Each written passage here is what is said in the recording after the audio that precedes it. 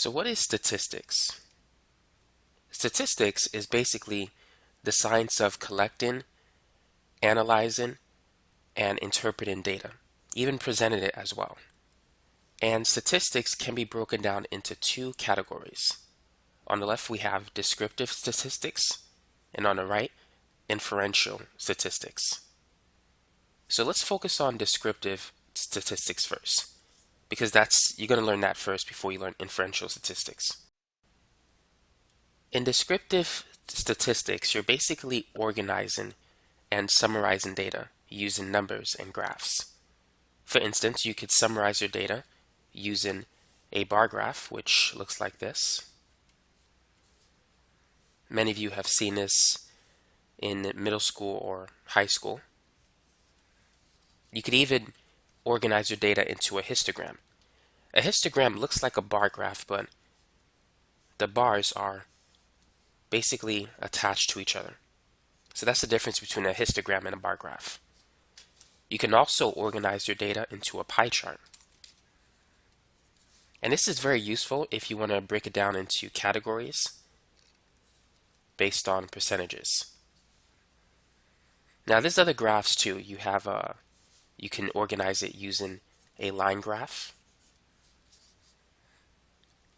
You can also use tables to organize your data. You could use a frequency table, a frequency distribution table, and there's a lot of different ways of organizing it. And so that falls under descriptive statistics. You can also describe the shape of the graph. For instance, is the data symmetrical? Or is it skewed to the right? Or is the data skewed to the left? So that all falls under descriptive statistics. Now we can also describe our data using numbers.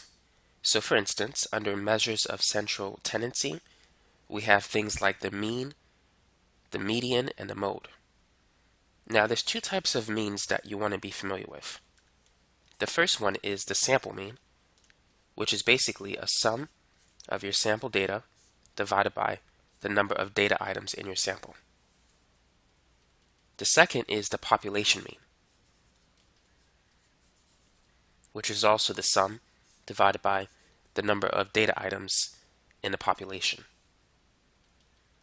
And the mean is basically the average. The median is the middle number of a data set, and the mode is basically the number that occurs most frequently. So that's another way you could describe your data, using those types of numbers. You can also describe it in terms of range, variance, and standard deviation. Now let's move on to inferential statistics. So in this branch of statistics, that's when we take our sample data and we use it to make an inference or even draw a conclusion of the population. We can even use probability to determine how confident we can be that the conclusions that we make are correct. So let's use an example to illustrate this. Let's say in city XYZ, the population is 100,000. Now, and let's say we wish to make a test. How many people in this city like blue cars? How can we find the answer to this question? Now, it would be unreasonable for us to ask every citizen in this city if they like or if they prefer to purchase a blue car, because that means you have to ask 100,000 people, and that's just not practical. So instead, what we could do is take a small sample of the population, let's say 100 individuals, and ask them, hey, do you prefer to drive a blue car or do you prefer to drive a red car? And see who say yes. Now let's say if 20 out of the 100 people in our sample says yes.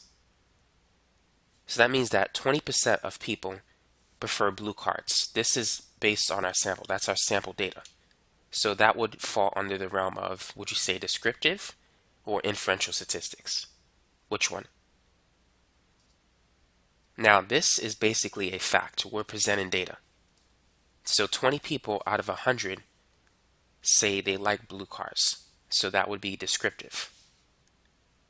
Now, we can use that information to draw a conclusion about the population. We can say that 20% of the entire population may be within a 2% margin of error, like blue cars. In this case, because we're making an inference or we're drawing a conclusion, that will fall under inferential statistics. Now, there's something known as confidence intervals, which also falls under inferential statistics.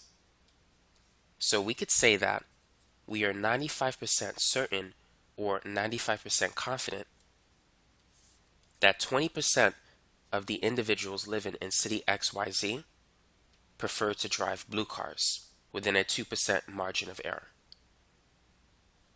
Now, we can increase our confidence and get a better picture of the population data and how they like blue cars if we increase our sample size. So let's say we increase it to 1,000 instead of 100. So if we ask 1,000 people, do they like blue cars? And let's say the data is now different. Let's say 21% says yes to it within a 1% margin of error.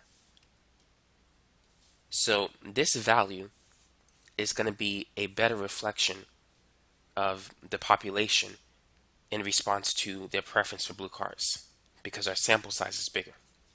So now we could say that 21% of the population prefer blue cars within a 1% margin of error.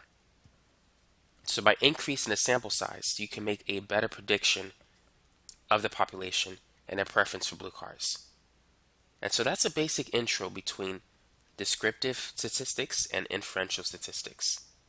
So hopefully this video gave you a better understanding of these two topics. So that's all I got. Thanks for watching.